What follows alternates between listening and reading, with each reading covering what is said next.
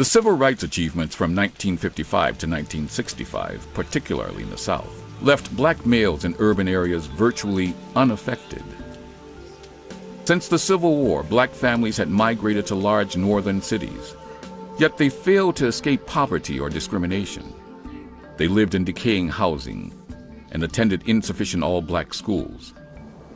Men found mostly menial employment. They were poorly trained and educated, yet they fought and died in Europe, Korea, and Vietnam to protect democracy. A searing frustration was set to explode in American cities. By 1964, civil rights protests hung on a cusp between nonviolent and violent. Then in 1965, a devastating six-day riot in Watts, a black neighborhood of Los Angeles, left 34 dead and $40 million in property damage. More disturbances followed in 1966, and the inner cities became scenes of violence and horror. Underscored by the phrase "burn, baby, burn," the summer of 1967 became the summer of urban destruction across America.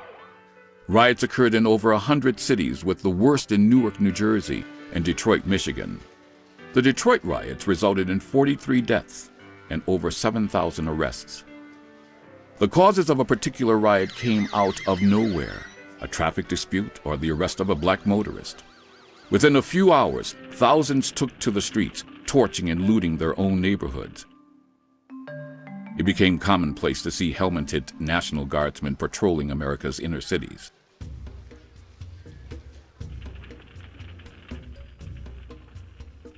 In 1968, another round of black ghetto upheavals, leaving 50 blacks dead, swept the United States after the assassination of Martin Luther King.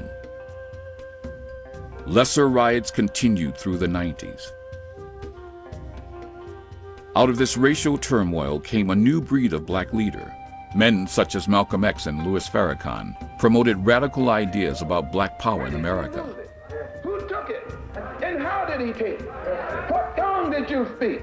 How did the man take your tongue? Where is your history? How did the man... After Malcolm X was gunned down in 1965, an even more radical group, the Black Panthers, headed by Huey P. Newton and Bobby Seale, came to prominence. The Black Panthers armed themselves to provide their communities with protection from the police. In addition, black writers such as Stokely Carmichael and H. Rap Brown inflamed black anger across America.